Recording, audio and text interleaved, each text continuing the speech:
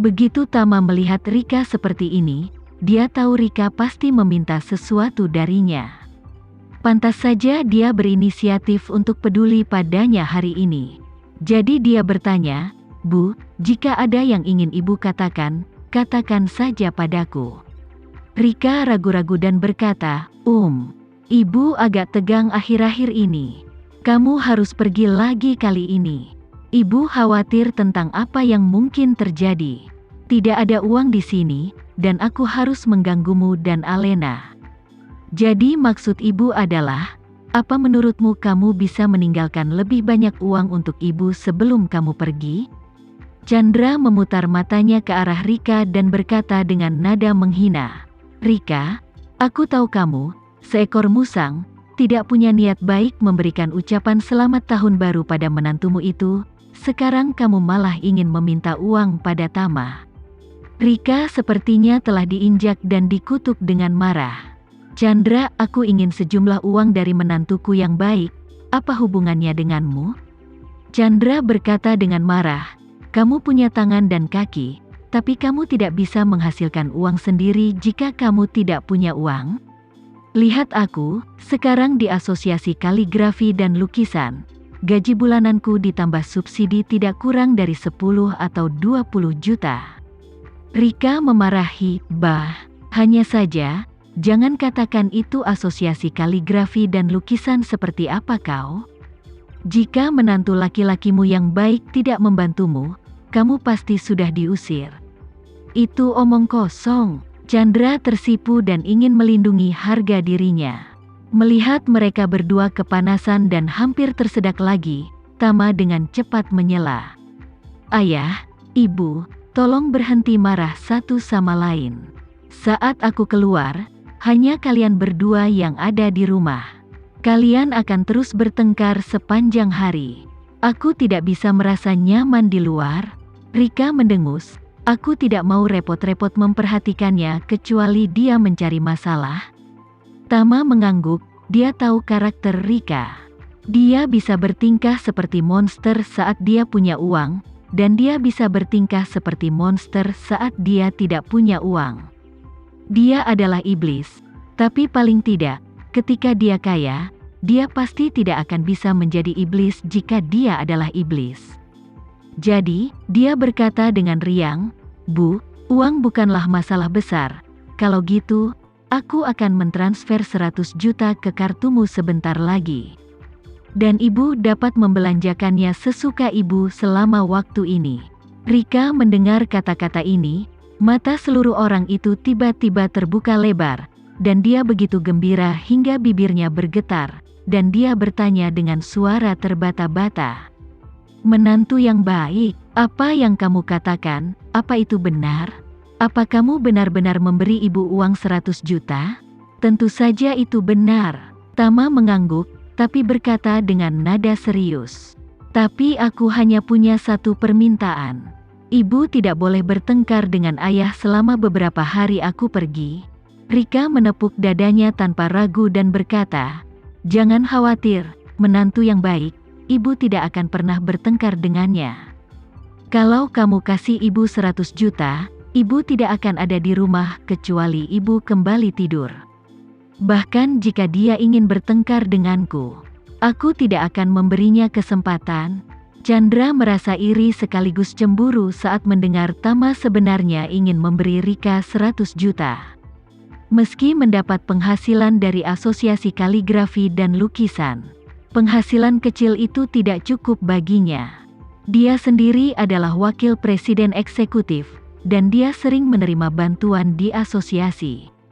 Selain itu, mengemudikan culinan bolak-balik sepanjang hari berarti biayanya jauh lebih mahal dibandingkan mobil biasa. Bahkan harga gasnya beberapa juta sebulan. Jadi setiap bulannya sangat ketat. Namun kulit Chandra tidak setebal Rika. Dia selalu merasa bisa menjadi wakil presiden Asosiasi Lukisan dan Kaligrafi karena Tama. Dia bisa mengemudikan culinan, dan berkat Tama dia bisa tinggal di villa kelas 1 di Villa Andara. Itu adalah kemampuan Tama. Oleh karena itu, dia malu untuk meminta uang lagi kepada Tama. Tapi sekarang melihat Rika bisa mendapat 100 juta hanya dengan satu suap, bagaimana mungkin dia tidak merasa tertekan? Jadi dia mulai berpikir apa dia harus berteriak kepada Tama dan melihat apa Tama bisa mengungkapkan perasaannya. Namun, ketika dia berpikir bahwa dia baru saja menyakiti Rika dan kemudian meminta uang kepada Tama, dia merasa sedikit malu di wajahnya. Tama tidak membuang waktu saat ini dan langsung menggunakan mobile banking untuk mentransfer 100 juta ke Rika. Meskipun dia memiliki banyak ketidakpuasan terhadap Rika di masa lalu, sikapnya saat ini terhadap Rika adalah selama dia tidak bertingkah seperti monster. Dia akan bersikap sopan padanya, dan dia tidak akan merasa kasihan padanya bahkan jika dia memberinya ratusan juta dolar. Segera, Rika menerima pesan teks dari bank di ponselnya, mengingatkannya bahwa 100 juta telah tiba. Dia begitu bersemangat sehingga dia menari dengan gembira dan berkata kepada Tama dengan ekspresi tersanjung di wajahnya. "Oh, menantuku sayang, uangnya sudah diterima. Terima kasih banyak, menantuku yang baik." Tama tersenyum ringan dan mengingatkan, "Bu, jangan pernah melupakan apa yang kamu janjikan padaku, dan jangan bertengkar dengan ayah." Rika segera mengangkat tangan kanannya dan bersumpah, "Jangan khawatir, menantu yang baik, ibu tidak akan bertengkar dengannya lagi selama kamu pergi." Tama mengangguk dan berkata, "Oke, Bu, aku akan pergi dan mengemas beberapa barang bawaan." Rika berkata cepat, "Oh, menantuku sayang, beritahu ibu apa yang ingin kamu bungkus. Dan ibu akan membantumu mengemasnya, kamu bisa duduk saja di ruang tamu." Tama tersenyum dan berkata, "Tidak, Bu, ibu tidak tahu di mana banyak barang berada. Aku akan melakukannya sendiri." Setelah mengatakan itu, Tama hendak berbalik dan naik ke atas. Chandra yang sedari tadi menahan tenaganya, melihat Tama hendak pergi. Dia tidak bisa tenang lagi dan tanpa sadar berteriak, "Oh, menantuku sayang, jangan cemas dulu." Tama berbalik dan bertanya kepadanya, "Ayah, kamu baik-baik saja?" Chandra diam-diam melirik Rika di sebelahnya dari sudut matanya. Sekilas Tama bisa tahu ada yang tidak beres dengan Chandra. Berpikir bahwa dia baru saja mentransfer 100 juta ke Rika. Dia tahu di dalam hatinya apa yang Chandra rencanakan. Rika juga tidak bodoh. Chandra meliriknya dengan tatapan licik. Dan dia menebak apa yang Chandra rencanakan dan berkata dengan cepat, "Sudah kubilang padamu, Chandra, kamu tidak boleh meminta uang dari menantuku yang baik. Apa kamu tidak dapat menghasilkan uang sendiri? Bagaimana bisa seorang wakil presiden Asosiasi Lukisan dan Kaligrafi yang jujur dan kompeten meminta uang kepada menantunya?" Chandra langsung tersipu ketika dia mengatakan ini, dan dia ragu-ragu dan berkata, "Siapa bilang aku ingin meminta uang pada menantuku? Apa aku mengatakan itu? Ada hal lain yang harus aku lakukan dengan menantuku yang baik. Jadi, jangan kasar." Ketika Rika mendengar ini, dia tidak membantahnya. Sebaliknya, dia menoleh ke arah Tama dan berkata, "Menantu yang baik, kau mendengar semua yang dia katakan. Tidak peduli seberapa buruk yang dia miliki. Jangan pernah memberinya 1 rupiah pun." Chandra tiba-tiba menjadi marah dan mengangkat lehernya dan mengutuk, "Rika, kenapa kamu seperti ini?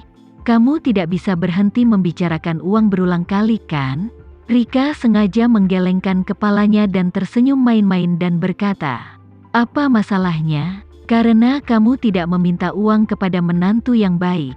Lalu kenapa aku menyinggung perasaanmu setelah aku menyuruh menantu laki-lakiku yang baik untuk tidak memberimu uang, kau?" Chandra tidak menyangka kemampuan bertahan Rika begitu bagus. Dia begitu kuat sehingga dia mencekik ide-idenya di buayan. Bagaimana dia bisa berani meminta uang pada Tama meskipun dia sedang membicarakannya? Chandra, yang kehilangan kebodohannya, sama sekali tidak dapat membantah.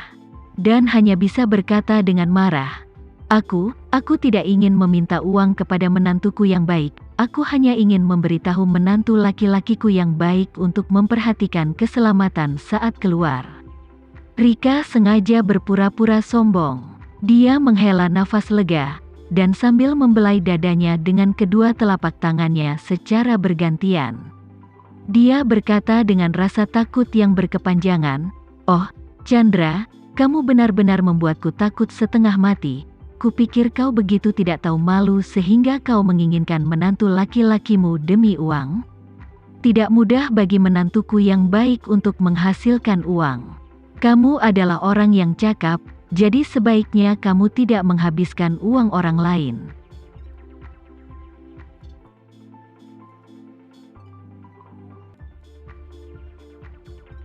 Sekian dulu ya video kali ini. Kita lanjutkan lagi videonya di lain waktu. Oh iya, bagaimana menurut kalian? Semoga bisa sedikit menghibur kalian semua. Untuk teman-teman yang baru nonton, jangan lupa subscribe ya, hehehe.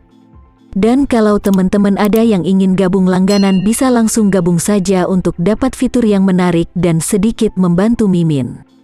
Terima kasih banyak sudah menonton, sampai jumpa lagi, bye bye bye.